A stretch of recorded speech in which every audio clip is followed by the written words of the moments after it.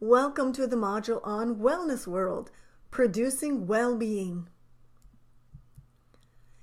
If your house was no longer a safe place to live, what would happen? Well, you'd probably have to move. So what happens when your body isn't a safe or healthy place to live? Where would you go? At the risk of being graphic, you'd end up in another state, the state of disease or death. The concept of wellness has developed out of this need to keep our bodies a healthy place to live. A popular definition of wellness is the quality or state of being healthy in body and mind, especially as the result of deliberate effort. Wellness as an industry has seen exponential growth in the past couple of decades. The wellness industry includes a wide variety of product categories such as healthy eating, physical activity, proper sleep, stress management, healthy lifestyle choices. Take a moment to review the chart and to get a quick overview of wellness. One area where wellness is gaining more popularity is in the workplace. Bernardini Ravazzini, an Italian physician in the 1600s, may be one of the first to have written about occupational diseases and applying preventative techniques to improve employee well-being.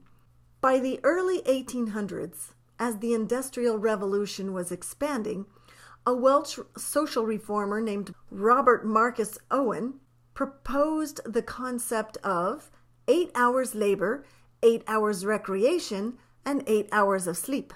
Ford Motors was one of the few companies to implement this ideal about a century later in 1914. Then in 1832, Charles Thackeray wrote about the health issues of industrial workers. He said, the evil of the employ is the incidental one of intemperance, suggesting a general disregard by employers for their employees' general work conditions and health. It wasn't until the 70s that more companies started to offer wellness programs in the form of wellness interventions at work, such as alcohol, smoking, and mental health programs. Some of the aspects that may have contributed to the rise in the worksite wellness programs include the growth in cardiovascular fitness trends, advocacy groups such as the Wellness Councils of America, and then beginning more and more research connections to productivity and wellness. The company Johnson & Johnson had a program called Live for Life, which they started in 1979. And it was an early prototype for many of the other corporate wellness programs. In the 90s, the Healthy People 2000 initiative was launched by the government in the U.S. to focus on getting more employers to offer health promotion services. The purpose was to develop awareness and gain interest and desire and then generate action, similar to the AIDA model for marketing and sales. Today, even with the rise of wellness programs and the wellness industry, employee productivity issues, absenteeism, sickness still dramatically impact overall company profits in terms of insomnia-related issues, hiring and training new employees, stress-related issues, turnover related to workplace bullying, workers' compensation claims for smokers, too much multitasking that reduces productivity, substance abusers, safety issues, and emotional distress. All of these costs impact the bottom line of company profits. More and more employees and organizations are realizing the positive impact that wellness programs can have on the overall productivity and life balance. Personally, I've spent years focused on how life impacts and is impacted by stress, change, and disease.